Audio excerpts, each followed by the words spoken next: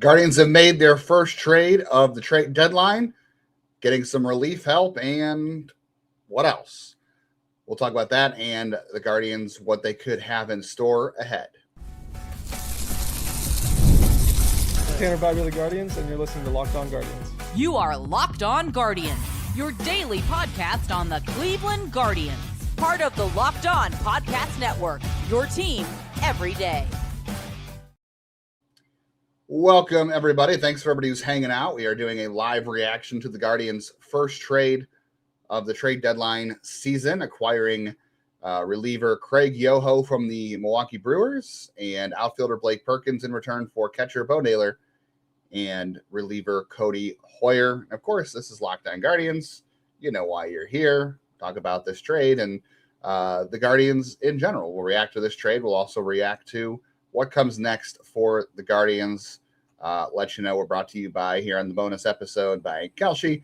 Limited time, download the KALSHI app. Use code LOCKDOWN to get up to $500 in bonus credits when you trade 25. And thanks of you who will download this later and listen to the reaction. We'll probably go about 15 to 20 minutes, depending on what kind of questions we get or comments we get during the reaction. But the first little bit here is just going to be me kind of going through. If you watched the short video already, this is just going to be the extended version of that for those who didn't catch it. But there are some other thoughts here. I think on top of that, I couldn't get into in the short reaction video. Here's the first thing. Bo Naylor obviously didn't have a future here in Cleveland. That was pretty obvious once they traded for Patrick Bailey. He went to AAA, and I'm pretty sure the Guardians told him at that point like he was not going to be part of their future. And that's a difficult conversation to have with someone who's a first-round pick, someone who admittedly has worked hard and has been a part of your team before. You've praised a lot before. So that's a tough conversation to have. And I'm sure he felt like that was a very hard thing to go through. I know Bo Naylor or Josh Naylor apparently said some things to the effect that he thought the Guardians did not do right by his brother. Whatever. Anyway, Bo Naylor, not part of the Guardians' future, not even on the 26-man roster. So you move him to Milwaukee, where it seems like for now he's going to AAA, and he's going to be maybe a backup later this year. Maybe they're backup next year if they move on from Gary Sanchez. And then Codi Heuer obviously hasn't been up on the Guardians roster for quite some time now. We've seen him up and down as a up and down reliever. So not a guy who was really checking in here as more than depth. So just on the Guardians, what they've given up here in this trade, it's not much, right? You got a guy, a catcher who, you did spend a lot of money on in terms of, or time and money on in terms of a first-round pick, a guy you thought was going to be a big part of your future, and I get all that. And then Codi Heuer, who, served as a depth reliever here for a little bit, who does have options. So, he's not without value either.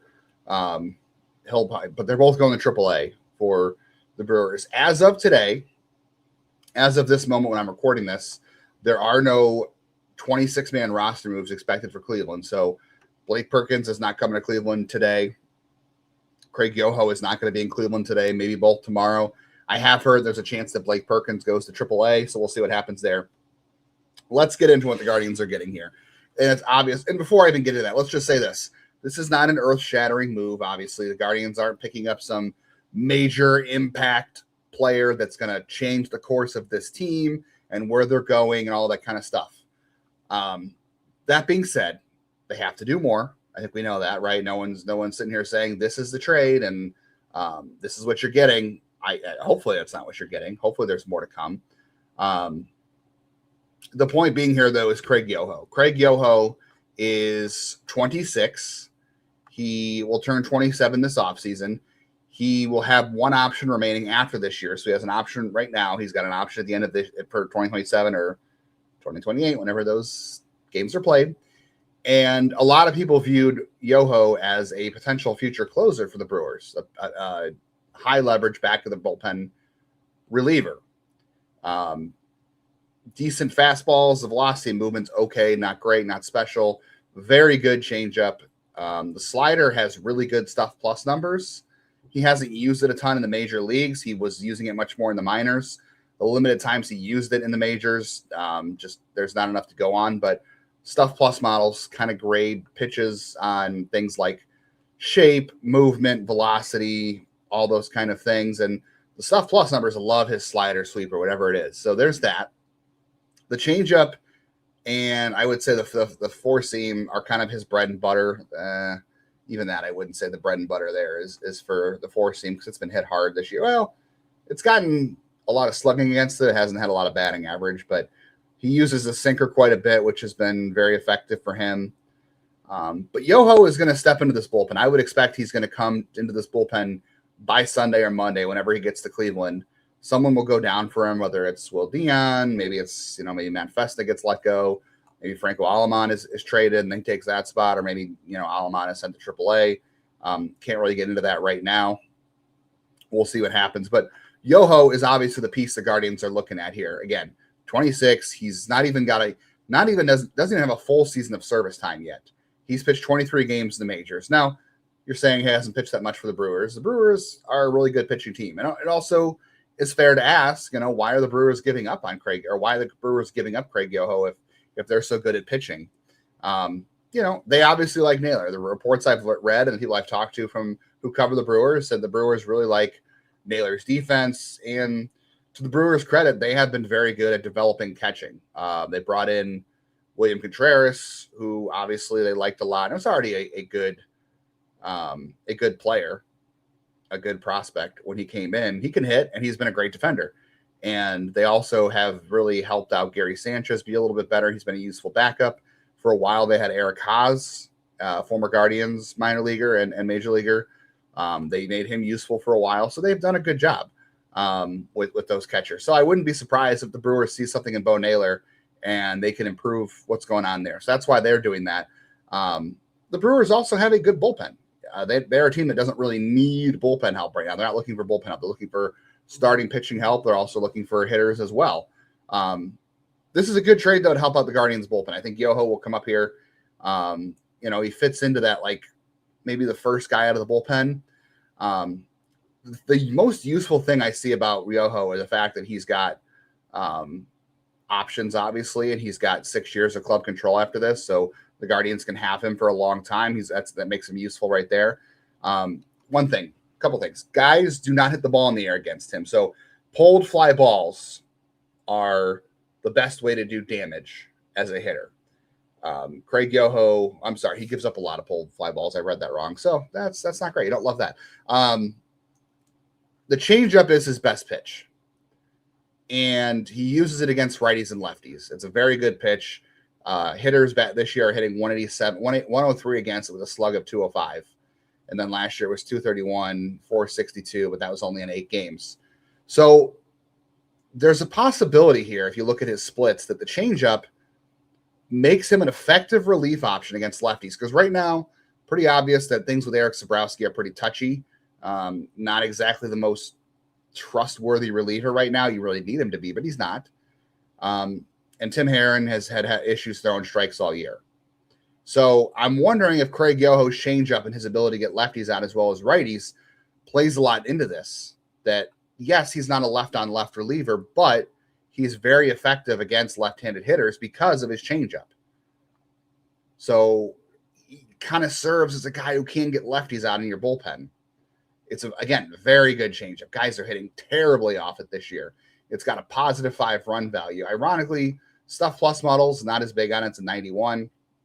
And again, Craig Yoho is not a guy who misses a ton of bats. He's got a strikeout rate of 23%, which is mediocre for the bullpen.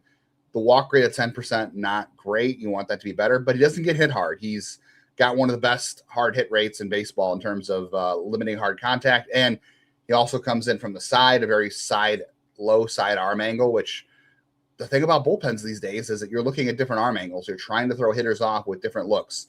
You want relievers who are throwing from high arm angles, low arm angles, sideways, whatever it is. You're trying to give hitters different looks so they can't get used to the release point. And that's what Craig Yoho is going to do. He gets tons of extension in his delivery at 7.1 feet of extension. So that puts him up there with Cade Smith in terms of extension. So the Guardians love guys like that because it helps fastballs play up. The pitchers get on the hitter quicker. Those are all important things too. So Yoho is a formerly well thought of reliever in Milwaukee who just, didn't really fit into their plans anymore. Same way Bo Naylor didn't fit into the plans for the Guardians anymore. But there are pieces for Yoho to like, including, again, club control, options, extension, great changeup, a guy who can be used against lefties and righties. He'll get here and he'll fit into the bullpen, somewhere in the sixth or, maybe even the seventh inning. The Brewers didn't use him in a ton of leverage spots, I've noticed, but he is a guy that can, miss a few bats. He needs to shore up the control. Not exactly the Guardians' wheelhouse in terms of how they fix pitchers. We'll see. I think this is the trade here, obviously, is for Yoho. They need bullpen help. This can't be the only move, but I didn't think they were going to pick up a player like Yoho anyway. We were talking, again, from the Mets, their lefty relievers. We were talking about other, lefty relievers from the Rockies. This is a guy that gives them controllable relief help right now, and a guy who can help them right now and for quite a few years in the future for, again, two guys that you weren't even using on your 26-man roster right now. One who had no future here and another one who was just depth. All right, we'll talk more about Yoho. We'll talk more about Blake Perkins. I'll continue to break down what the Guardians are giving up, and then we'll talk more about what could be next. And we got a trade here that involves the Pirates and the Yankees, and it is a doozy. Give me a second.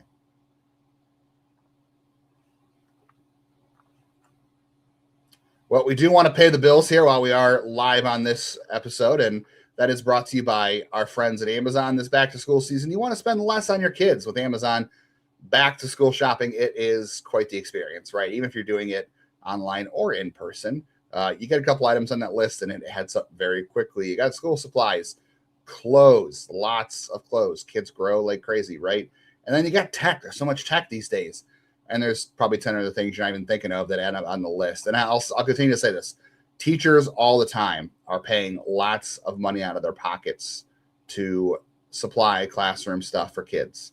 And so are parents, and prices are high.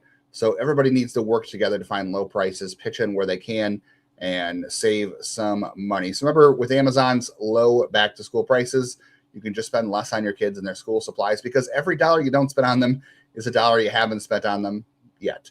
Shop back to school to Amazon and spend less on your kids.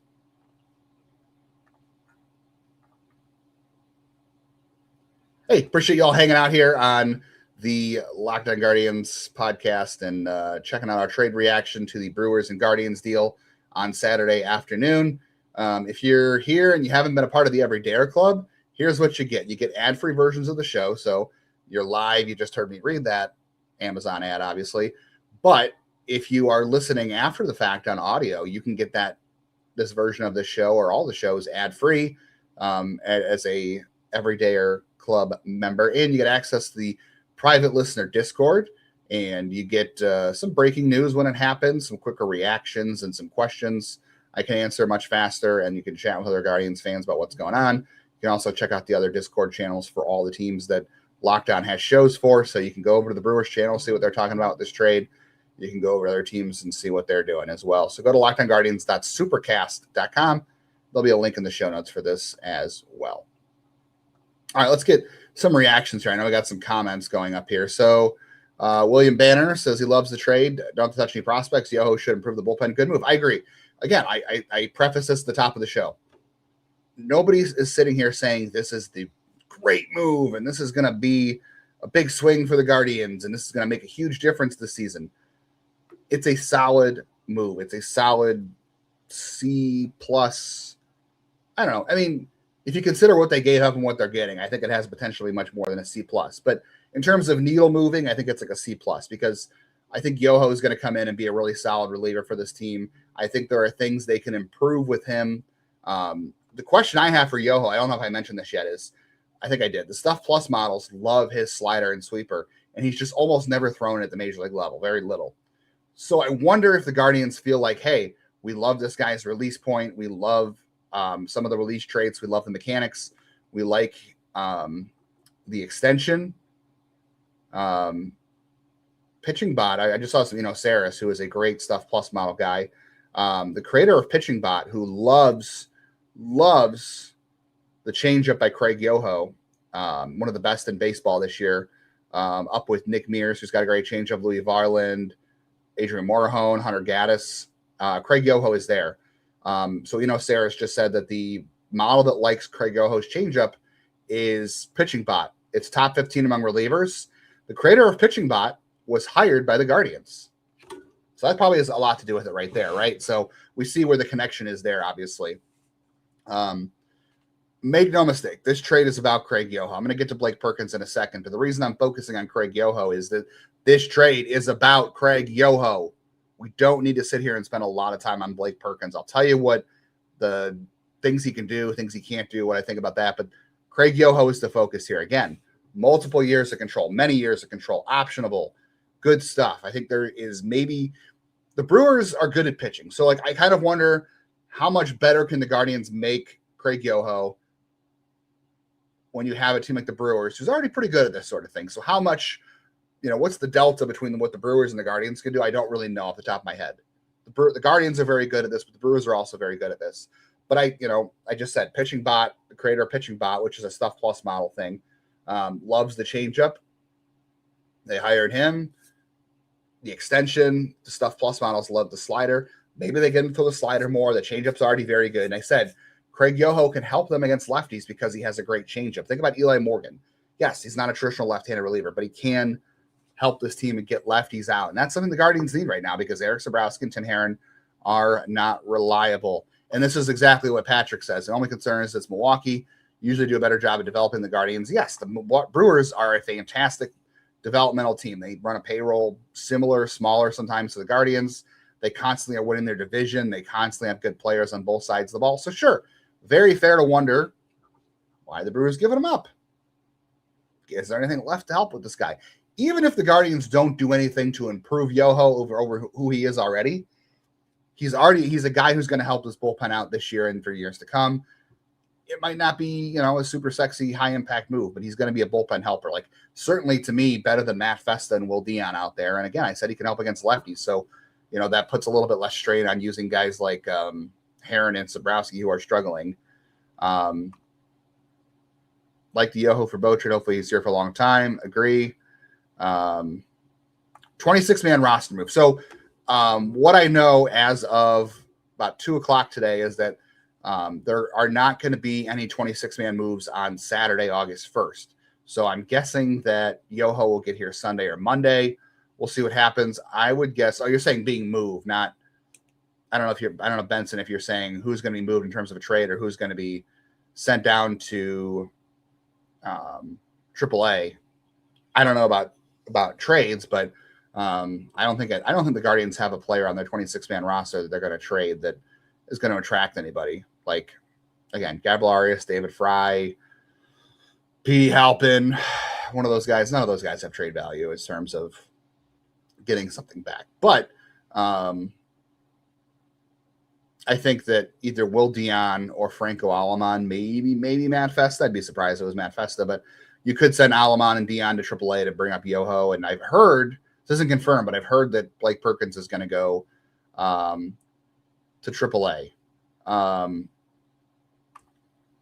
Jordan wants to know about what the deal with Alemán is. So the best thing I can really say at this time with Alemán is that I think the Guardians feel like there's no guarantee he's going to be gone. Okay. There's no guarantee that he moves at all. I don't want to say I'm convinced he's gone. I think there's potential. I'm saying don't be surprised if he's used in a trade. Now, if Franco Alemán is used in a trade this deadline, it's because they're getting something more significant back. They're not going to trade him just to trade him or dump him for whatever. No, they are not going to move him for nothing. If they move Franco Alemán, he's got, again, like Yoho, he's got multiple years of control.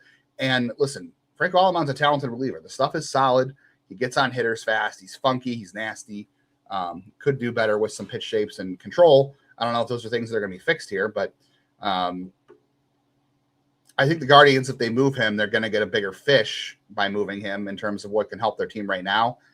And I also feel like they could maybe feel like there's a better clubhouse fit for his spot. I'll just say that. There could be a better clubhouse fit.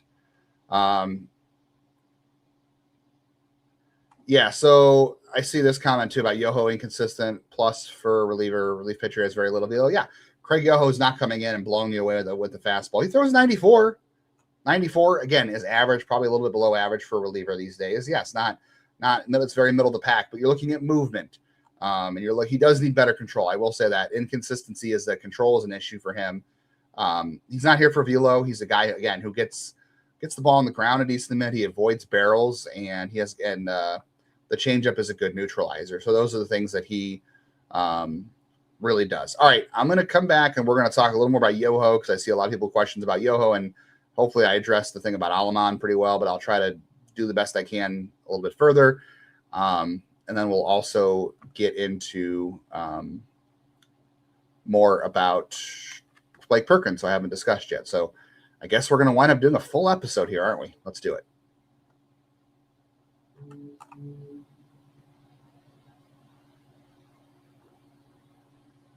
Well, if you're here, I hope you have been one of those people who subscribes on YouTube and has hit the bell to get notified of when reactions go live, like the instant reaction to this trade, as well as when I did this live episode.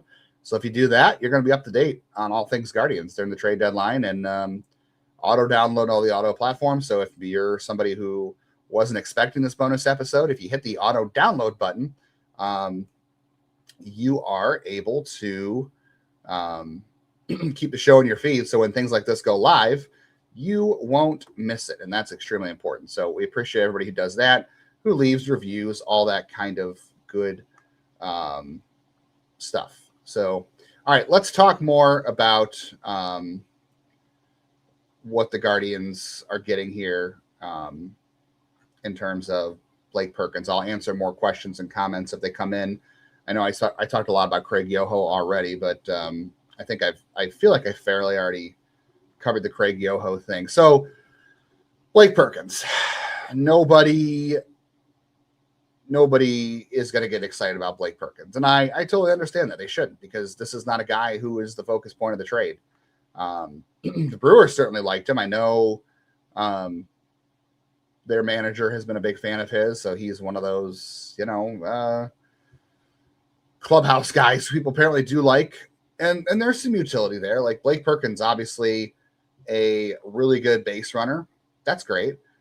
He's been a good defender historically. This year, not his best year. Great arm in the outfield.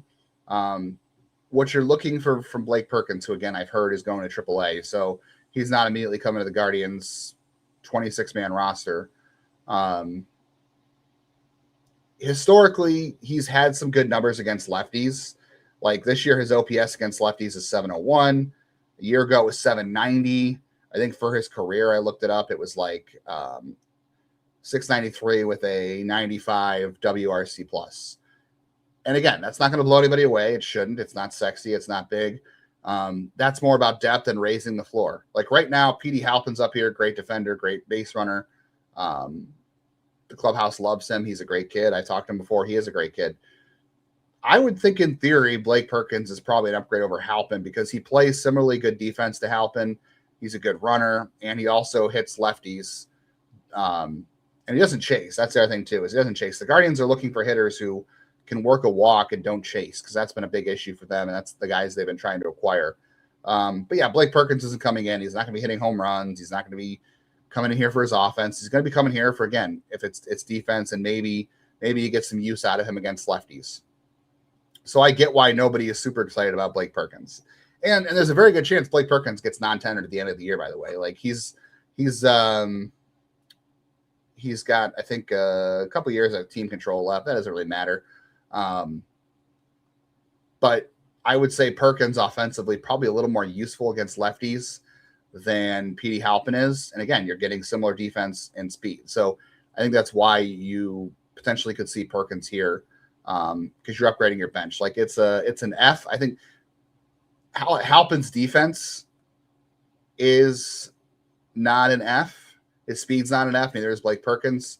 Both their offenses are D's and F's. I guess so. It's a very minor upgrade offensively, if anything. But it's the Guardians are trying to improve on the margins here, and he's depth. So there's no need to sit here and belabor the point about Blake Perkins. Like nothing here is to get excited about. Like maybe he does something nice against lefties. Maybe he improves the bench. I don't know. They could use that, no doubt. But again, you don't need to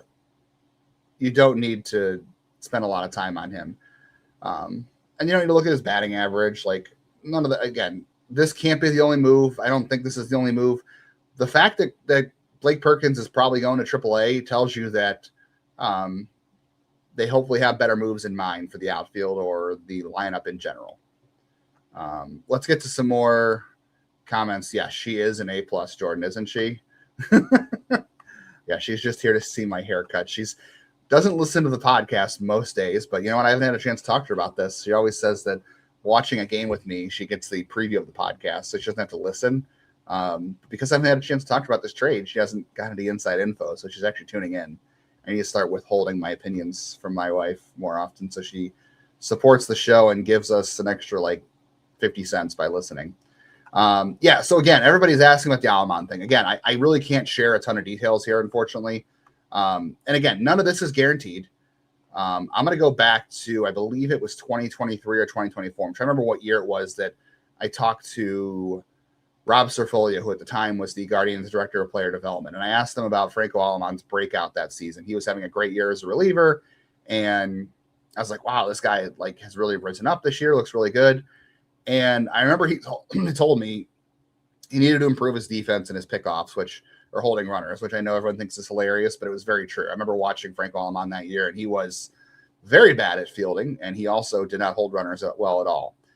But he also said something interesting to me that year was that we'd like Franco to work on being available more, and overall, like just those kind of things, like showing up to the ballpark and being available. Because at the time, he was pitching like once every 4 days. Like he was almost not quite on the Daniel Espino track, but he was close to it.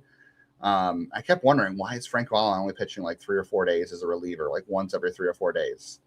And Cerfolio said to me, and this was on the record, so I can say it, and it's not something Guardians front office members would say typically to someone like me and in general about a player, but for him to say like we'd like to work him to work more on just being more available each day. So that to me looks like a work ethic thing, but I can't read much farther into that. And I've just heard from multiple sources that like clubhouse wise, again, there could just be a better fit for his roster spot. That says nothing about his talent. He is a very talented reliever. Again, good, nasty stuff. Big guy. I think he's going to cause problems for hitters a lot. He does have control issues. Sometimes the pitch shapes, like the fastball, a little bit rough. But he could be a very useful reliever, very good, like setup guy, 7th inning reliever type who might frustrate you a little bit. But I think there's no guarantee that they're going to trade him. They might try to, handle things here. And if you were to use Franco Alemán in a trade, you'd be getting something of decent value because Aleman's a good, nice reliever who's got control. Similar-ish to Craig Yoho, right? He's a rookie this year. So you probably want to use him to get some more immediate help the way that that he could be valued. So we'll see what happens here with that. Yes, the velo doesn't really matter. Different look. Yes, Tommy's right. It's different looks. Well, okay, you said Andrew Walters. Andrew Walters hasn't pitched in about 2 months because of an elbow issue. Guardians haven't said anything about that, so Andrew Walters probably not an option this year. He hasn't pitched in forever. I don't know if the Guardian. I guess it depends, Chris, on your definition of significant. Chris wants to know what the chance of the Guardians significantly upgrading their offense is. It depends on your definition of significantly. Obviously, Blake Perkins is not that guy, right? And I mentioned this before one of the breaks. The Pirates acquired Camilo Doval from the Yankees for 2 prospects. The prospects are Omar Alonso and Luis Cruz, and they're both in the Dominican League right now. So they're both teenagers, maybe 20 years old. I don't know anything about them. The Camilo Doval, again, is very Franco Alemán-ish, really nasty stuff. Probably better than Franco Alemán when he was with the Giants, but Camilo Doval has really struggled with the Yankees.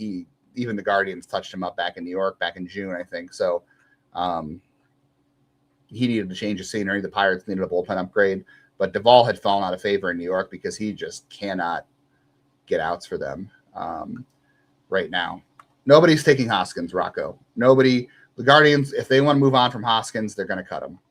Brian Roque to Miami, probably not. I don't think the Guardians are making that move in season. I know we talked about it this week about I'd rather trade Roque than Angel Henao, but I don't think that's a trade you make in season. So I hope they hold on to Henao and do it in the offseason. So we'll see what happens. Joe Adell, guys, Joe Adell would not be a good idea. You guys can look at the home runs all you want.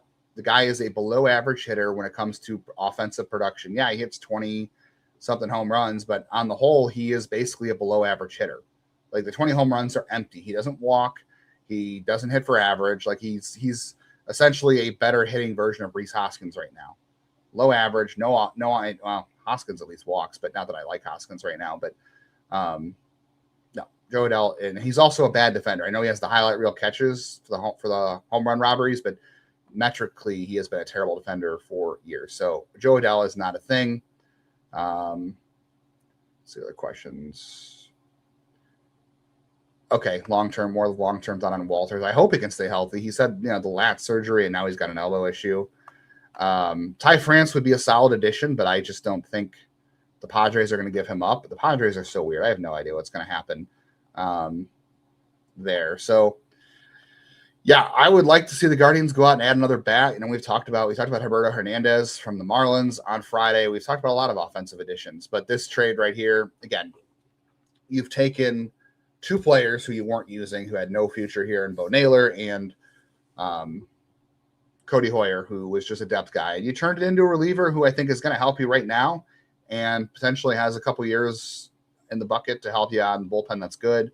And then Perkins, like I said, I'd like to see them send Halpin to AAA and use Perkins because he can kind of do the same stuff Halpin does. And at least he hits right-handed. He's a switch hitter, but he has no value against righties. But he's at least had some limited success against lefties, and that's more than you could say for Halpin. Honestly, it's a little more than you can say for David Fry this year. I kind of wonder the fact that Perkins is going to AAA. Means hopefully another move is afoot because this can't be the only move, obviously, and Perkins going to AAA to me suggests that. And two, they just need more offense, plain and simple. So they've given the bullpen a little bit of help, which I'm excited for. I'm so curious to see what Yoho brings them, what they say about that. And good luck to Bo Naylor and Codi Heuer. Good comeback story. Just, might be a depth guy, but that's okay. Those guys are useful. That's why he was here in the first place. Yoho gives you a little more value than that. Again, the Guardians didn't use a prospect. They upgraded their bullpen, even if it's a marginal amount. And then, Blake Perkins, if you get anything out of him, great. If not, again, no loss because the Guardians gave up nothing of impact in terms of 2026 or the future in terms of what those guys are going to give you. So if there's more trades, I will obviously have more instant reactions to that. And I don't know if I'll be able to go live tomorrow if there's a trade. I got some family obligations tomorrow, so we'll see what happens. But we'll obviously have a normal podcast on Monday, as always. And I will try to go live if any big news does happen tomorrow. I would expect tomorrow is going to be the busiest day of the trade deadline, obviously prior to Monday. But the fact there's so many day games tomorrow, I would guess that after day games end tomorrow is when teams will really start getting hot and heavy on the phone. So that could be around 5, 6 o'clock tomorrow. So we'll see what happens. And we'll try to go live. We'll react to that. And then we'll obviously have the normal episodes. So appreciate everybody who jumped on to react to this this trade and this session and included your comments, your questions. Appreciate all of that. Make sure, again, if you're here and you haven't subscribed or hit the bell on YouTube, do that. Make sure you auto-download all the audio platforms too, and check out the Everydayer Club. Appreciate all of you. In the meantime, go Guardians, go. Please, dear God, score some runs, and let's add a bat that we can actually talk about. We talked about a reliever a lot today, which is fine. They need to upgrade the bullpen, but we know they need to upgrade the bat. I appreciate all of you, and we'll chat soon.